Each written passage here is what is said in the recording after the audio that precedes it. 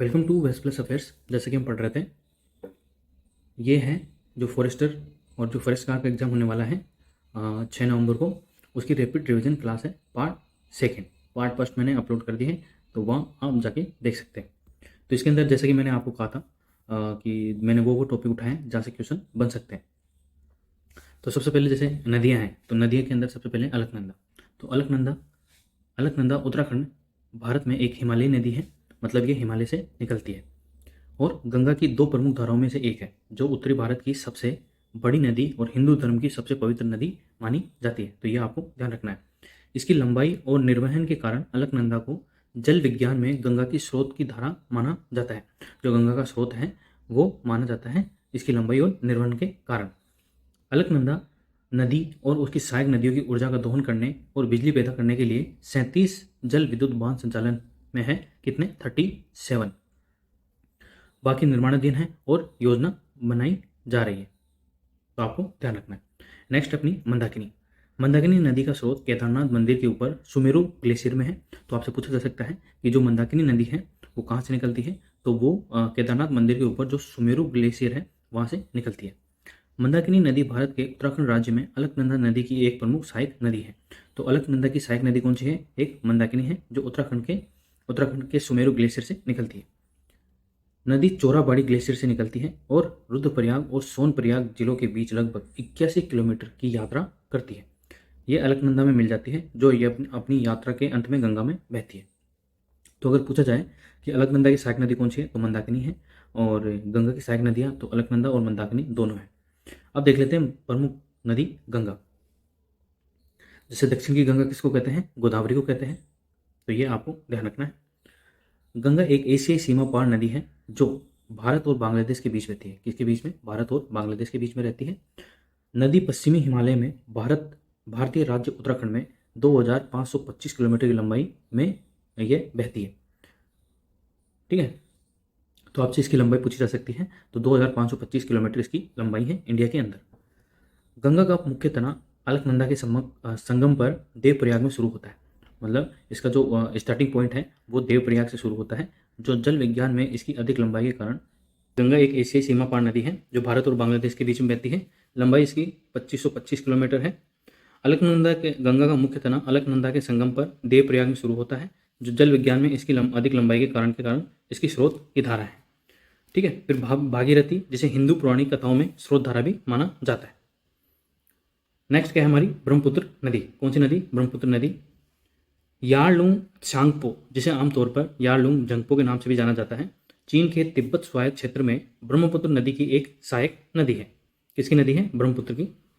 यह तिब्बत की सबसे लंबी और चीन की 5वीं सबसे लंबी नदी है। कौन सी? Yarlung Tsangpo. ऊपरी भाग को डांग के जंगपू के नाम से भी जाना जाता है, जिसका अनुवाद हॉर्स रिवर होता है। Horse river. यह पश्चिमी तिब्बत में अंगसी ग्लेशियर से शुरू होती है।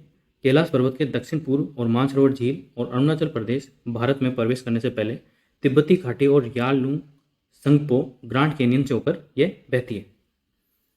नदी अरुणाचल प्रदेश के नीचे की ओर बहुत चौड़ी हो जाती है और इसे सियांग के नाम से जाना जाता है। तो अरुणाचल प्रदेश के अंदर इसको सियांग और दिहांग और सियांग के नाम से भी जाना जाता है। असम पहुंचने के बाद नदी को ब्रह्मपुत्र के नाम से जाना जाता है। जब ये नदी असम के अंदर पहुंच जाती है, कौन सी? यारलुंग सांगपो, तो उसको ब्रह्मपुत्र के नाम से जाना जाता है। रावण बाजार में नदी असम से बांग्लादेश में प्रवेश करती है।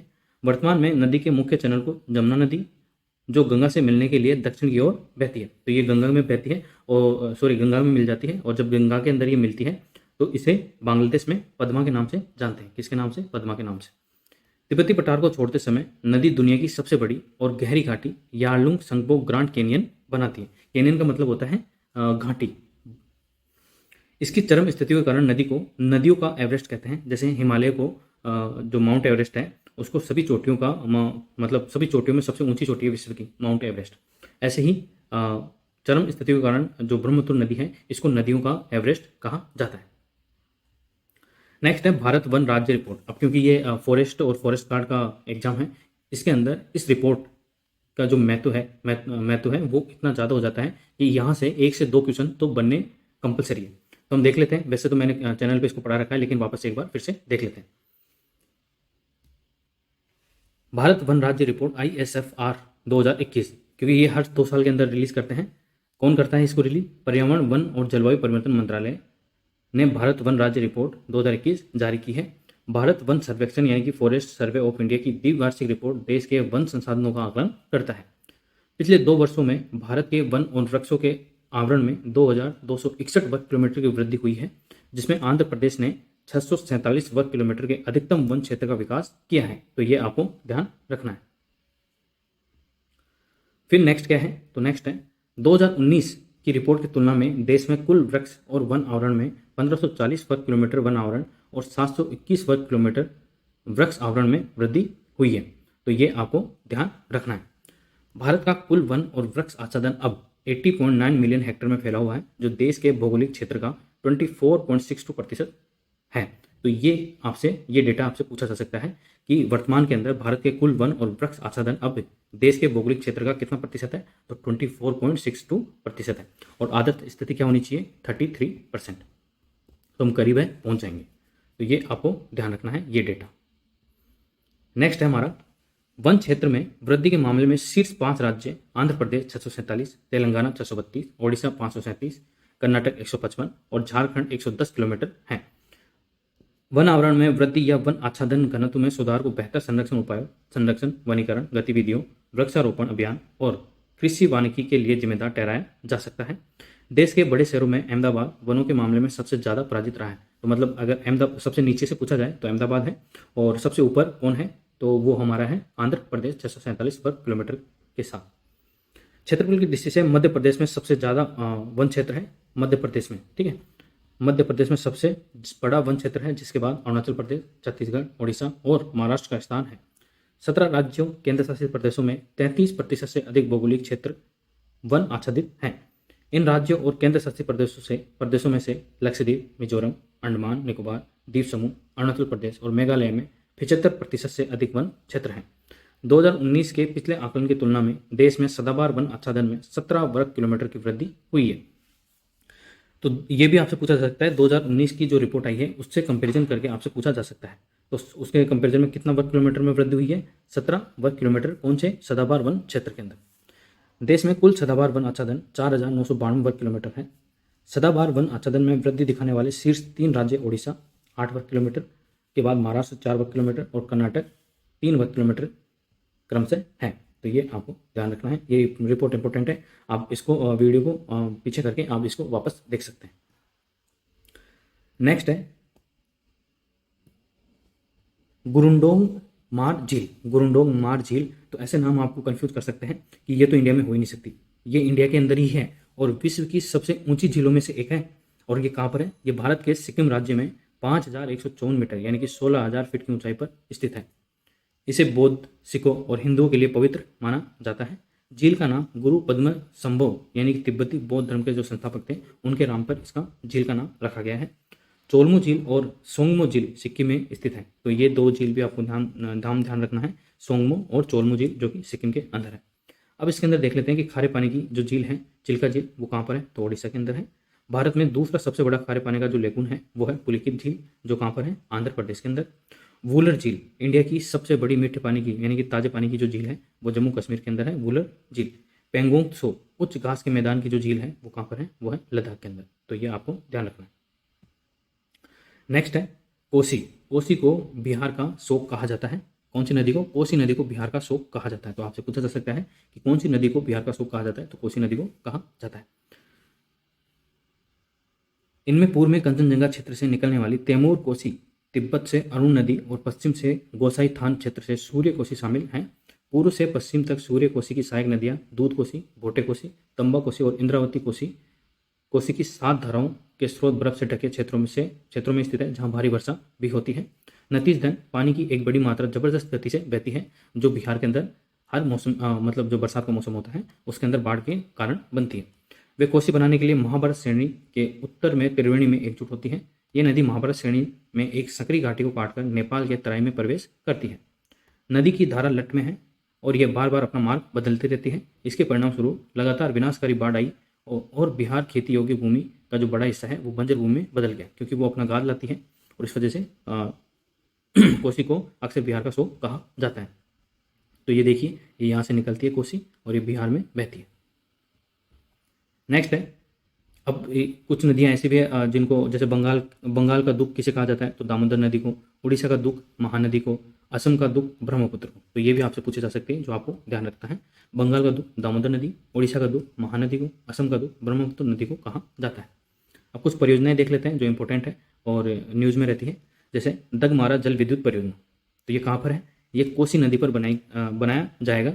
बिहार के सुपौल में 130.1 मेगावाट डगमारा जल विद्युत परियोजना के कार्यान्वयन के लिए NHPC लिमिटेड और बिहार राज्य जल विद्युत निगम लिमिटेड के बीच एक समझौता ज्ञापन हस्ताक्षर किए गए हैं। ये करंट है, जो आपसे पूछा जा सकता है, क्योंकि करंट भी आएगा इस एग्जाम के अंदर।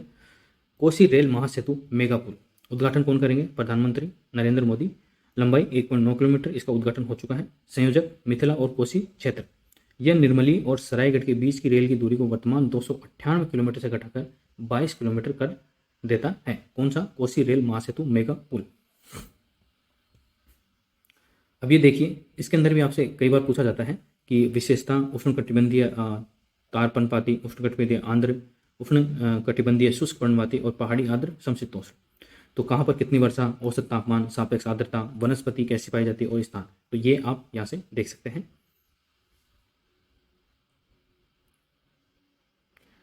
नेक्स्ट,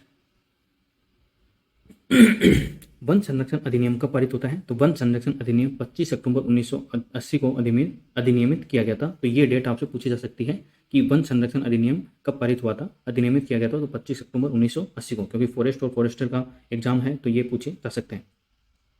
फिर आपसे पूछा जा सकता है कि इनके अंदर कौन से क्या क्या प्रावधान किए गए हैं, तो वो भी आपसे पूछे जा सकते हैं। जैसे यह वनों और कई जानवरों के आवास से जुड़े मामलों को संरक्षण प्रदान करता है। वन संरक्षण अधिनियम का उद्देश्य पेड़ों की सुरक्षा और संरक्षण सुनिश्चित करना था, ताकि वे वन्य जीवों का समर्थन कर सकें और साथ ही कई जानवरों के आवास को बचा सकें एवं वनों की कटाई और वन संसाधनों के शरण पर नजर रख सकें। तो ये मुख्य उद्देश्य था वन संरक्षण अधिनियम का। फिर संविधान के अंदर भी वन संरक्षण को संवैधानिक प्रावधान दिया गया है, जैसे कि अनुच्छेद 48A 48A के अंदर दिया गया है क्या, पर्यावरण की सुरक्षा तथा सुधार एवं वनों और वन्य जीवों की सुरक्षा। 51A के अंदर जो नीति निर्देशक तत्व है उसमें भी कहा गया है कि यह कर्तव्य होगा कि जंगलों, झीलों, नदियों और वन्य जीवों के सहित प्राकृतिक पर्यावरण की रक्षा एवं सुधार करें और जीवित प्राणियों के प्रति दया भाव रखें। तो ये भी इंपॉर्टेंट है, जो आपको ध्यान रखना है। ऐसे ही और तीन चार अधिनियम है जो कब पारित किए गए, ये वर्ष आपसे इसमें पूछा जा सकता है। जैसे कि पर्यावरण संरक्षण अधिनियम है जो कि 1986 के अंदर पारित किया गया था। वन्य जीव संरक्षण, वो वन संरक्षण अधिनियम था। यह वन्य जीवन संरक्षण अधिनियम था जो 1972 में आता है। जल प्रदूषण निवारण और नियंत्रण अधिनियम 1974 के अंदर आता है।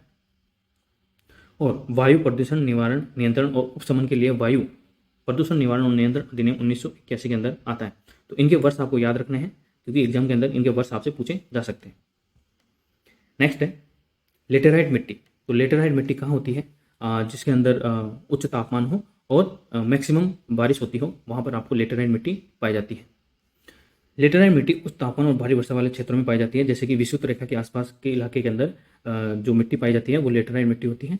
ये उष्णकटिबंधीय वर्षा के कारण तीव्र लिंचिंग का परिणाम है, जिसके अंदर जो पोषक तत्व होते हैं भारी बारिश के कारण वो तो नीचे चले जाते हैं, ठीक है, और जो ऊपर जो बंजर वाली मिट्टी रह जाती है वो ऊपर रह जाती है। उच्च तापमान में अच्छी तरह पनपने वाले बैक्टीरिया द्वारा मिट्टी की ह्यूमस सामग्री को तेजी से हटा दिया जाता है। इन मिट्टी में कार्बनिक पदार्थ, नाइट्रोजन, फॉस्फेट और कैल्शियम की कमी होती है, जबकि आयरन ऑक्साइड और पोटाश की अधिकता होती है। तो ये भी आपसे पूछा जा सकता है कि किसकी तो कमी होती है और अधिकता किसकी होती है लेटेराइट मिट्टी के अंदर। तो अधिकता किसकी होती है, आयरन ऑक्साइड और पोटाश की अधिकता होती है, और कमी किसकी होती है, तो वो नाइट्रोजन, फॉस्फेट और कैल्शियम की कमी होती है। इसी कारण ये भूमि बंजर होती है। लेटेराइट खेती के लिए उपयुक्त नहीं है, हालांकि खेती के लिए मिट्टी को उपजाऊ बनाने के लिए खाद और उर्वरकों के उपयोग की आवश्यकता होती है। तमिलनाडु, आंध्र प्रदेश और केरल में लाल लेटेराइट मिट्टी काजू जैसी वृक्ष फसलों के लिए अधिक उपयुक्त होती है। लेटेराइट मिट्टी को घर के निर्माण में उपयोग के लिए ईंटों के रूप में व्यापक रूप से काटा जाता है, जिससे ईंटें बनाई जाती हैं, वो लेटेराइट मिट्टी होती है। ये मिट्टी मुख्य रूप से प्रायद्वीपीय पठार के उच्च क्षेत्रों में विकसित हुई है, जहाँ पर वर्षा ज़्यादा होती है, जैसे कि केरल, तमिलनाडु, कर्नाटक। लेटेराइट मिट्टी आमतौर पर कर्नाटक, केरल, तमिलनाडु, मध्य प्रदेश और उड़ीसा और असम के पहाड़ी इलाकों में पाई जाती है। नेक्स्ट है रबी या रबी फसल कृषि फसलें हैं जो सर्दियों में बोई जाती है। तो आपको ध्यान रखना है, जो रबी की फसलें हैं वो सर्दियों में बोई जाती हैं और भारत में वसंत ऋतु में काटी जाती है। रबी फसलों के कुछ उदाहरण जैसे कि गेहूं, जौ, चना, मटर, सरसों, अलसी। तो ये आपको ध्यान रखना है। फिर है खरीफ फसलें। तो खरीफ फसलों में मानसून फसलें या शरद ऋतु की फसलें घरेलू पौधे हैं जिनकी खेती या और कटाई भारत में भारतीय उपमहाद्वीप के मानसून के मौसम के दौरान की जाती है, जो क्षेत्र के आधार पर जून से नवंबर तक रहता है। तो ये आपको ध्यान रखना है, जून से नवंबर तक। और जो रबी की फसल होती है ये होती है सितंबर से अप्रैल तक। जायद की फसलें वो होती है जैसे जो फ्रूट्स वगैरह होते हैं जैसे खरबूजा, मतीरा, ककड़ी, ये सारी चीज़ें जायद की फसलें होती हैं। मुख्य रूप से मार्च से जून तक लंबी अवधि में बढ़ते हैं। ये फसलें मुख्य रूप से गर्मी के मौसम में जायद फसल के मौसम नामक अवधि के दौरान उगाई जाती है। ककड़ी, खरबूजा, मतीरा, तरबूज, ये सारी चीज़ें जायद की फसलों के अंदर शामिल होती हैं। तो ये थी हमारी फॉरेस्टर और फॉरेस्ट गार्ड की जो रैपिड रिवीजन क्लास है उसका पार्ट सेकंड। अगर आपको ये क्लास पसंद आई है तो कमेंट बॉक्स में आप मुझे बताइए। ऐसी और क्लास मैं आपको लाऊंगा ताकि आपका रिवीजन होता रहे और आप अच्छा मार्क्स स्कोर कर सको। Thank you so much. PDF आपको इसको टेलीग्राम पे मिल जाएगी, तो वहाँ से आप डाउनलोड करके इसको देख सकते हैं। चैनल को लाइक करें, शेयर करें और सब्सक्राइब जरूर करें ताकि आपको ऐसे ही और वीडियो मिलते रहें और मुझे भी मोटिवेशन मिले। Thank you so much.